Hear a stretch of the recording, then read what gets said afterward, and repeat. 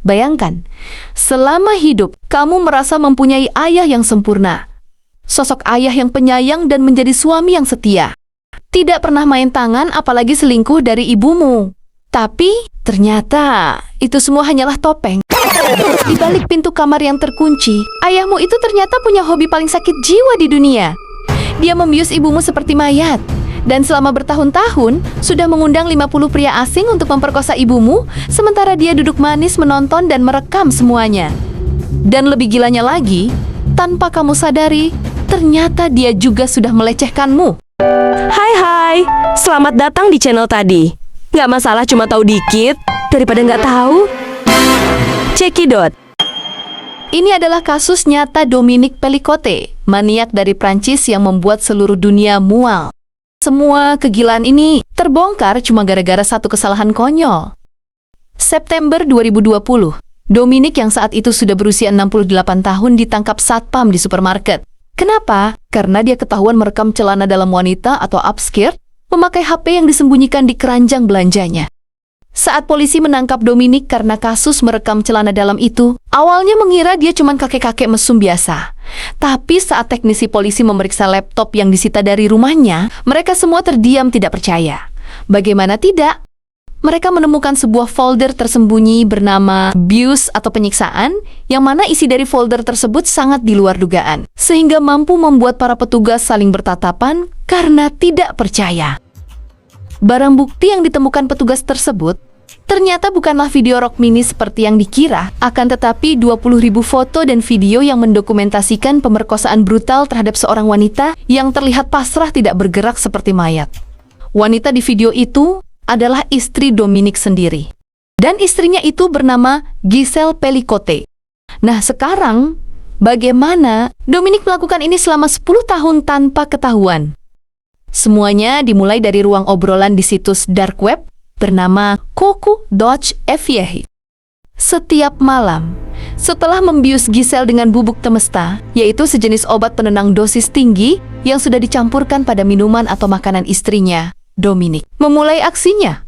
Dia masuk ke chatroom dengan nama samaran. Di sana, dia secara agresif menawarkan istrinya. Dia memposting pesan iklan mengerikan seperti, "Istriku sedang tidur pulas. Siapakah yang mau datang?" Dan dia suka dikasari, gratis.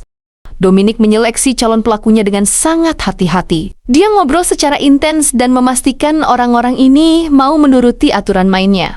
Dia membuat protokol ketat atau SOP yang wajib dipatuhi oleh para calon penikmat istrinya.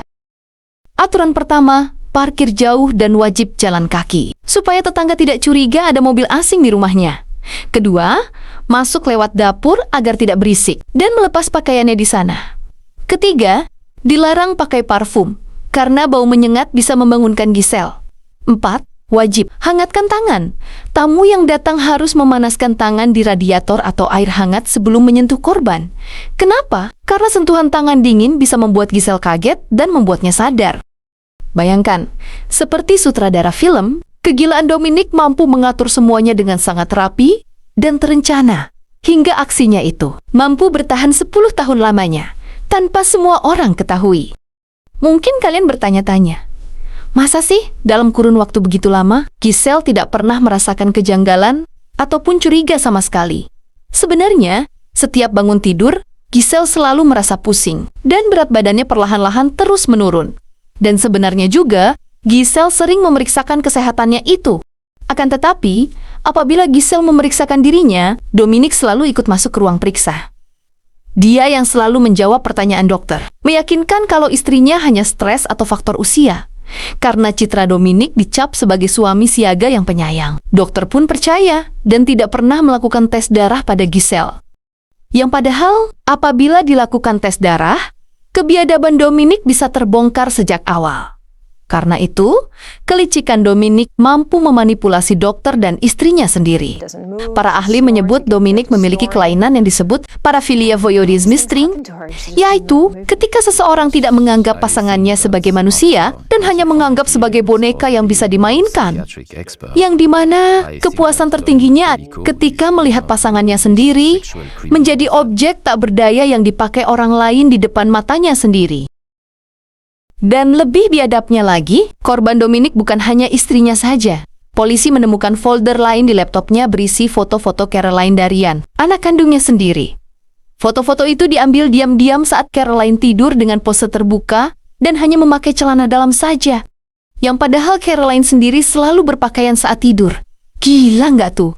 Ayah macam apa seperti itu? Setelah melihat foto dirinya, seketika hati Caroline pun hancur. Dia akhirnya paham kenapa dulu dia sering merasa pusing dan hilang ingatan. Dan dia sangat yakin kalau ayahnya juga membius dan mungkin memperkosanya. Tapi yang membuat Caroline kecewa berat, hukum seolah melupakannya. Karena tidak ada bukti video pemerkosaan terhadap dirinya, hanya berupa foto. Kasusnya dianggap kurang kuat dibanding ibunya. Bahkan, di tengah persidangan, dengan emosional Caroline berteriak pada ayahnya yang selalu menundukkan kepalanya, yang apabila diartikan, Caroline berkata, "Hei, lihatlah aku. Kau akan mati sendirian seperti anjing." Caroline lalu protes pada pengadilan dan mengatakan, "Aku mati saat ayahku masih hidup. Tapi aku merasa jadi korban yang terlupakan di ruangan ini. Ayahku bukan manusia, dia iblis." Giselle sendiri memilih dan menolak sidang tertutup. Dia meminta hakim membuka sidang untuk umum, agar dunia melihat wajah 50 pria pengecut yang bersembunyi di balik alasan mereka, yang beralasan kalau Giselle hanya sekedar role play. Dalam artian, itu bagian dari permainan Giselle. Padahal, Giselle dalam kondisi tidak sadar. Lalu, siapakah para pelaku yang datang ke rumah itu? Dari foto dan rekaman tersebut, polisi mengidentifikasi total ada 50 lelaki. Mereka bukan penjahat kambuhan. Mereka adalah orang biasa. Pemadam kebakaran, jurnalis, perawat, tukang bangunan, bahkan tetangganya sendiri. Rentang usia mereka 26 sampai 74 tahun. Disinilah letak plot twistnya. Biasanya, kasus memalukan seperti ini, korban minta sidang tertutup. Tapi Giselle menolak dan berkata, "Tidak, buka sidangnya untuk umum." Giselle memaksa hakim untuk memutar video pemerkosaan itu di layar besar pengadilan, biar semua orang bisa melihat, dan 50 pelaku itu malu atas perbuatan mereka sendiri. Dengan tegas Giselle berkata, rasa malu harus berpindah tempat, bukan korban yang harus menunduk tapi pelaku. Kejutan tidak cukup hanya di situ saja. Saat pemeriksaan video tersebut, sebenarnya total ada 92 pelaku yang terlibat dalam aksi keji itu. Dari 92 pelaku, hanya ada 72 pelaku yang berhasil teridentifikasi. Dan lagi-lagi, hanya 51 pelaku yang berhasil dibawa ke persidangan untuk diadili. Karena sebagian pelaku tidak dapat ditemukan identitasnya. Dan sebagiannya lagi identitasnya tidak cukup kuat untuk diproses secara hukum. Gila kan? Sebanyak itu saudara-saudara. Yang paling mengerikan, para pelaku bukan orang asing dari kota jauh. Sebagian dari mereka adalah tetangga satu desa. Kalian juga bisa bayangkan, orang yang mungkin menyapa Giselle dengan ramah di supermarket saat pagi hari, atau bahkan orang yang sangat dekat dan dia kenal, ternyata adalah orang yang telah memperkosanya tanpa Giselle sadari. Lalu, hukuman apakah yang didapat oleh mereka? Pada akhirnya Dominici Pellicocci divonis 20 tahun penjara, yang mana itu merupakan hukuman maksimal untuk kasus ini. Di usianya yang tua, dipastikan akan mati di penjara.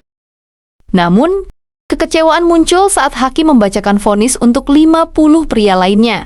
Sebagian besar dari mereka hanya divonis antara 3-15 tahun penjara.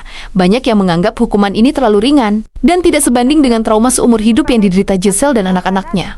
Bahkan, para demonstran di luar pengadilan berteriak serentak, "Memalukan, memalukan, memalukan, memalukan," saat vonis hakim dibacakan. Menurut kalian, hukuman apa yang pantas buat sosok bapak yang tega memberikan istri dan anak kandungnya ini? Mati? Ataukah penjara seumur hidup? Silahkan tulis pendapat kalian di kolom komentar ya. Terima kasih sudah menyimak videoku kali ini. Jangan lupa subscribe dan aktifkan lonceng notifikasinya ya. See you again in the next video. Bye-bye.